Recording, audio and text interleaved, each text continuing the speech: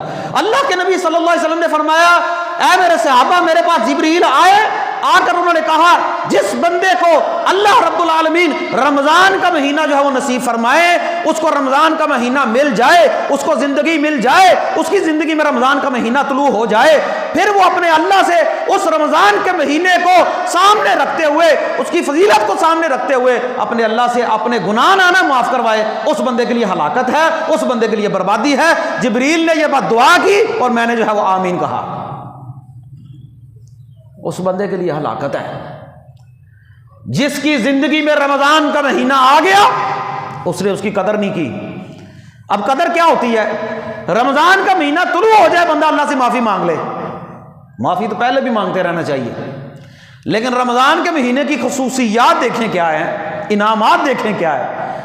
فرمایا جبریل نے آ کر بد دعا کی کہ اس بندے کے لیے ہلاکت ہے، اس بندے کے لیے دوری ہے، اس بندے کے لیے بربادی ہے جس کی زندگی میں رمضان کا مہینہ آ گیا۔ مسلمانوں، اس سے پہلے بھی ہماری زندگی میں رمضان کا مہینہ آیا ہے، کوئی ایک مرتبہ نہیں آیا، کسی کی زندگی میں 25 بار، کسی کی زندگی میں 30 بار، کسی کی زندگی میں 50-60 بار آیا ہے،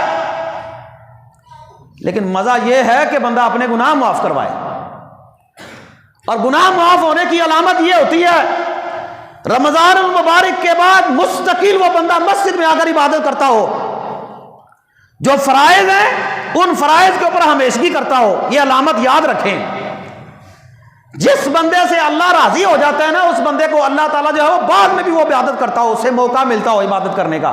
یہ نہیں کہ صرف روزے 4 دن ٹکرے ماری پھر غائب ہو گیا مسجد سے۔ اس کی عبادت میں استقامت ہو، اس کی عبادت میں مداومت ہو، اس کی عبادت میں ہمیشگی ہو، 4 دن نمازیں پڑھ کے فارغ نہ ہو جائے۔ یہ مطلب نہیں رمضان میں معافی مانگنے کا۔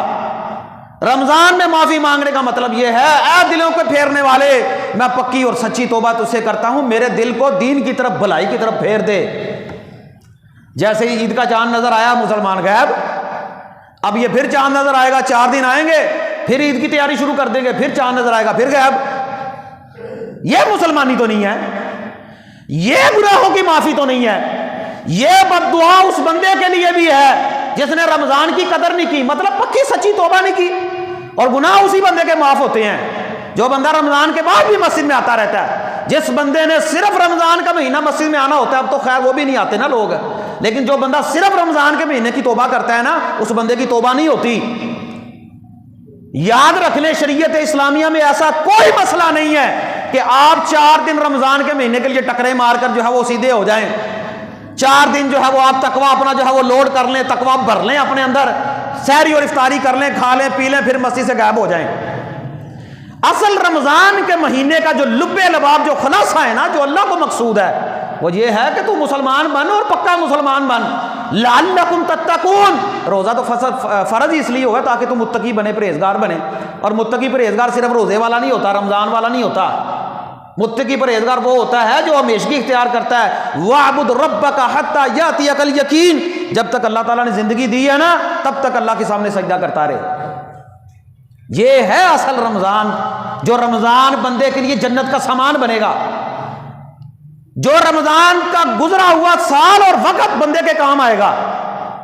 4 دن نیکیاں کر کے بندہ جو ہے وہ چھوڑ دے نا، وہ نیکیاں برباد ہو جاتی ہیں۔ اللہ کے نبی کی حدیث ہے، جس بندے نے جان بوجھ کر ایک عصر کی نماز چھوڑ دی، اس کے پچھلے عمل اللہ برباد کر دیتا ہے۔